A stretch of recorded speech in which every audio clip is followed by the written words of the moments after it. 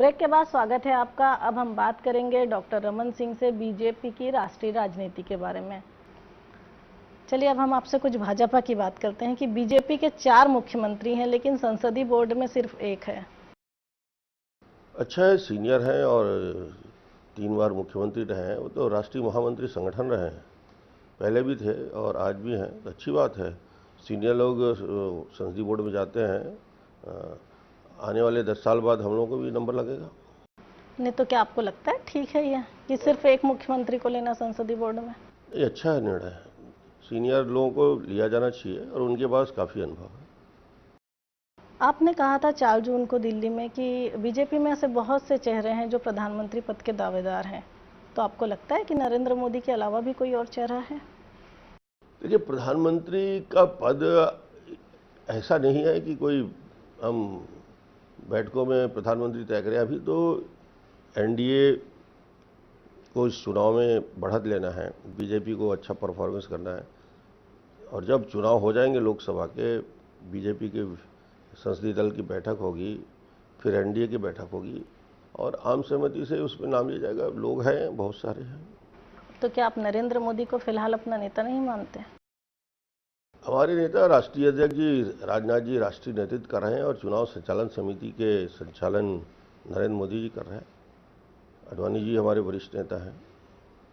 नहीं, लेकिन आपने फिर वही बात कही थी कि अभी चुनाव होगा उसके बाद नाम आएंगे, तो क्या मोदी जी को आप इस पद के लिए उपयुक्त? चुनाव के पहले कभी घोषित होता नहीं।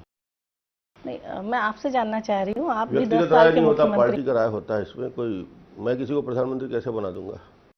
लेकिन प्रधानमंत्री पद के लिए नरेंद्र मोदी का नाम आप कितना उपयुक्त मानते हैं? हमने कहा ना, ये तो पार्टी का निर्णय होगा और पार्टी जिसके पर उंगली रखेगी पूरा देश उनके साथ खड़ा हो जाएगा। अच्छा, 2 चीज़ें हैं, नरेंद्र मोदी हार्डकोर पॉलिटिक्स में हैं, हिंदुत्व का चेहरा माने जाते हैं। एक मध्य प्रदेश के मुख्यमंत्री हैं शिवराज सिंह चौहान, जो ये माना जाता है कि समन्वय की राजनीति करते हैं, और आप उन दोनों के बीच के हैं।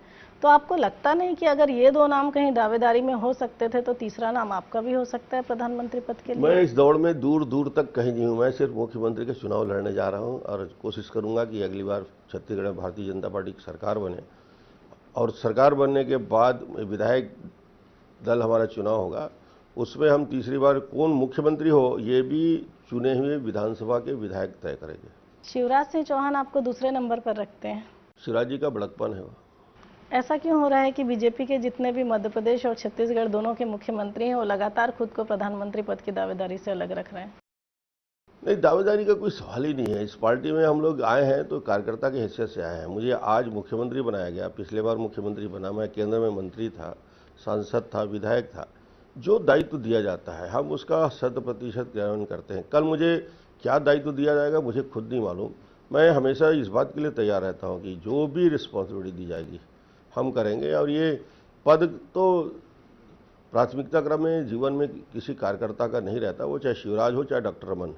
जो संगठन दायित्व देगा, छोटी बड़ी जवाबदारी दे संगठन में, सरकार में, हम 100% उसका क्रियान्वयन करेंगे और बाकी मुख्यमंत्री भी इसी सोच के हैं।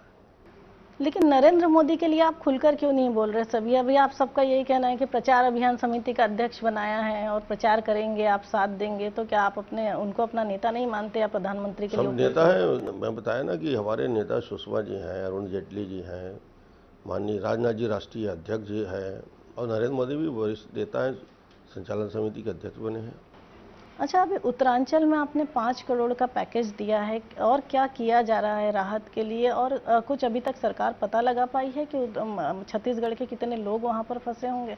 पैकेज तो हमने कोशिश किया है कि उन तक पैसा कुछ पहुंच जाए और 5 करोड़ तो दिया है सभी विधायकों ने, सांसदों ने, जिला पंचायत के सदस्यों ने। 1 माह का वेतन देने का तय किया है और उसके साथ ही साथ नीचे स्तर में संगठन के प्रदेश अध्यक्ष जी ने निर्णय लिया कि हम धन संग्रह करके ज़्यादा से ज़्यादा राशि उस पर भेजने का प्रयास करेंगे। देहरादून में हमारा ऑफिस वहाँ पे काम कर रहा है, विभाग के सचिव वहाँ मौजूद हैं, आरसी वहाँ मौजूद हैं, सभी विभाग के लोग हैं और डे बाय डे हम मॉनिटरिंग कर रहे हैं। ज़्यादा से ज़्यादा मदद मिले, ट्रेन से उनको ले जाने की व्यवस्था हो, भोजन की व्यवस्था हो, उनके लिए एक हेलीकॉप्टर भेजा गया है, सेना के 40 हेलीकॉप्टर भी चल रहे हैं। तो कुल मिला के ये सारा रेस्क्यू ऑपरेशन जो कि उत्तराखंड सरकार कर रही है, तो हम उनको मदद देंगे। हमारी टीम भी उनके मदद के लिए है, कोई इंडिविजुअल वहाँ सेना के बिना कुछ नहीं कर सकता। अब हम छत्तीसगढ़ की राजनीति की बात करें सर, तो अभी एक बैठक हुई है, उसमें आपके कुछ मंत्रियों की परफॉर्मेंस ठीक नहीं पाई गई। नहीं, ऐसी बैठक की जानकारी मुझे नहीं है, मैं पता लगाऊंगा। तो आप अपने सभी मंत्रियों की परफॉर्मेंस आपकी नज़रों में कैसी है फिलहाल? चल रहा है, ठीक है। कितने मौजूदा विधायकों का टिकट कट सकता है? टिकट काटने का काम संगठन का है, मुख्यमंत्री का नहीं। मुख्यमंत्री आप हैं, संगठन भी आप। मैं टिकट वितरण नहीं करता, एक समिति है जो टिकट वितरण करती है। तो आपके अभी कुछ मंत्रियों से, जैसे कि ब्रजमोहन अग्रवाल जी हैं, उनके और आपके बीच में अभी कुछ खींचतान चल रही है, कुछ मंत्रियों से आपकी पटरी नहीं बैठ रही, तो ये क्या, इनकी परफॉर्मेंस को लेकर आप क्या मानते हैं? ये छत्तीसगढ़ ऐसा राज्य है जहाँ ना खींचतान है ना पटरी अलग अलग है। एक पटरी है, एक ट्रैक है, सब एक ट्रैक में बैठे हैं, कोई आगे बैठा है, कोई पीछे बैठा है। जगह आगे पीछे होता रहेगा, उससे फर्क नहीं पड़ता, क्योंकि सब हम कार्यकर्ता है। इसलिए यहाँ ट्रैक अलग पटरी अलग का बात नहीं है। यहाँ सब मिलके सामूहिक निर्णय होता है और सब मंत्रियों से, विधायकों से, सांसदों से बढ़िया तालमेल है और संपर्क हमारे सबके साथ अच्छे हैं।